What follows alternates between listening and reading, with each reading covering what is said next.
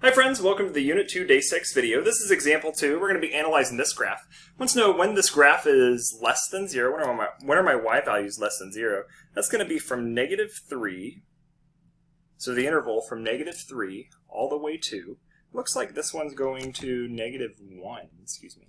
This is going to -1, and then it doesn't look like it's less than 0 at any other point. When is it greater than 0? Well, it's greater than 0 from -infinity to -3. Union looks to be like from -1 to 2, and then union 2 to infinity. When is it equal to 0? Well, it's equal to 0 at the point -3.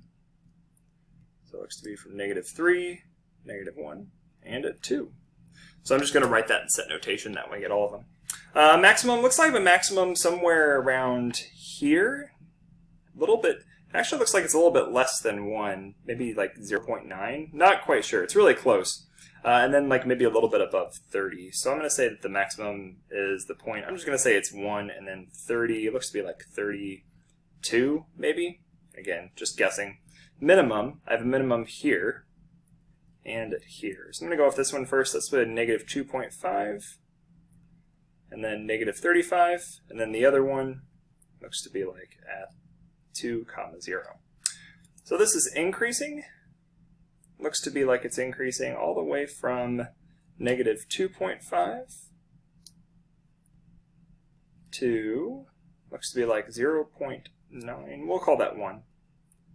And then looks to be like it's also increasing from 2 to infinity. Union 2 to infinity. So it's decreasing all the way from -infinity to -2.5.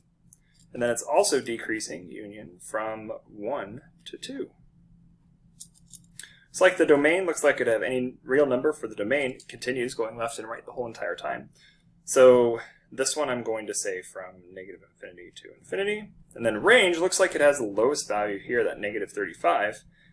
So -35 inclusive all the way to infinity. There's example 2.